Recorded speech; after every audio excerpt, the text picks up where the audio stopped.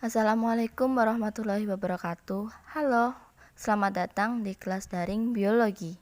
Sebelum kita belajar lebih jauh tentang biologi, kita kenalan dulu yuk, apa itu biologi? Biologi adalah ilmu mengenai tentang kehidupan. Istilah biologi berasal dari bahasa Yunani, yaitu bios yang artinya kehidupan dan logos yang artinya ilmu. Jadi, bisa disimpulkan, biologi adalah ilmu yang mempelajari segala sesuatu tentang kehidupan makhluk hidup dan permasalahannya. Objek yang menjadi kajian biologi sangatlah banyak, dari berbagai tingkatan organisasi kehidupan yang meliputi tingkat molekul. Kajian pada tingkat molekul meliputi berbagai jenis biomolekul yang menyusun tubuh makhluk hidup, seperti protein hingga asam nukleat. Pada tingkat ini dipelajari bagaimana molekul-molekul tersebut dibuat dan apa fungsinya dalam menunjang kehidupan suatu organisme. Kajian biologi di atas molekul terdapat sel pengkajian tentang sel sehingga saat ini telah mencapai kemajuan yang sangat pesat.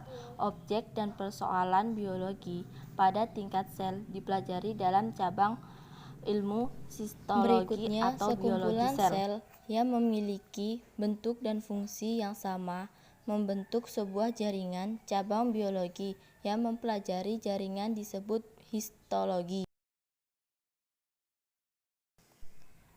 Selanjutnya, kamu pasti sudah tidak asing dengan jantung, paru-paru, ataupun lambung.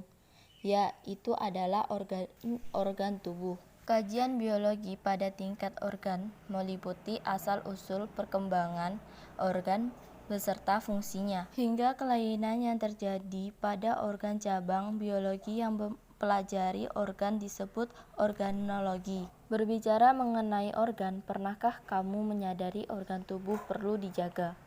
Karena akan berdampak pada kesehatan kita. Caranya adalah dengan menerapkan pola hidup sehat. Lalu, seberapa penting menjaga pola hidup sehat?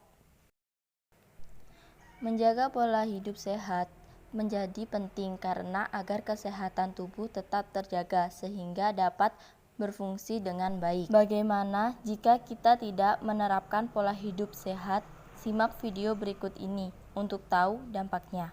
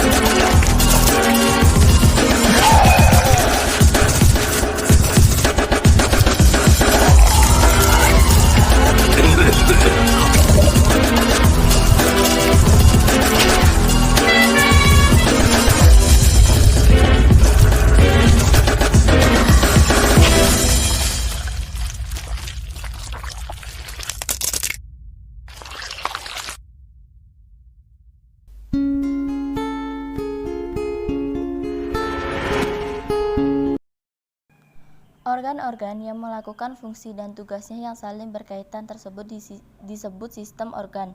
Misalnya pada saat kalian makan, makanan akan melibatkan beberapa organ seperti mulut, kerongkongan, lambung, hingga usus. Organ-organ tersebut bekerja sama menghasilkan sari-sari makanan untuk diserap tubuh. Organ-organ tersebut yang bertugas mencerna makanan merupakan contoh sistem organ yang disebut sistem pencernaan.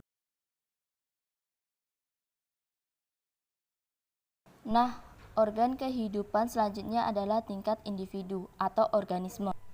Individu dapat berupa organisme uniseluler maupun multiseluler.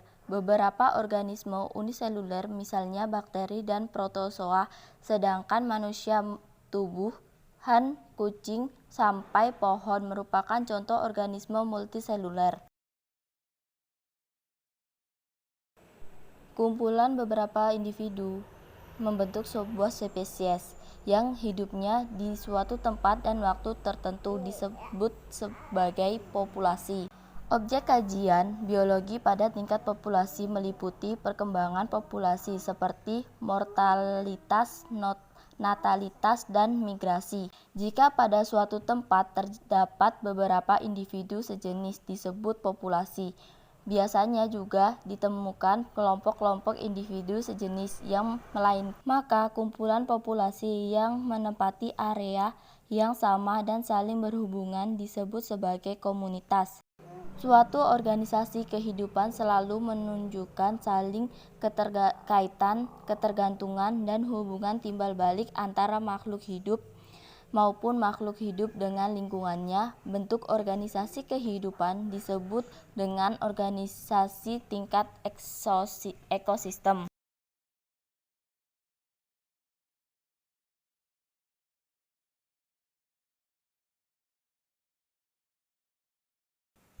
Dan yang terakhir, organisme kehidupan tingkat bioma, yaitu kumpulan ekosistem yang ada di dunia. Bioma meliputi suatu daerah yang luas dan memiliki flora dan fauna yang khas dan asalnya dari gurun.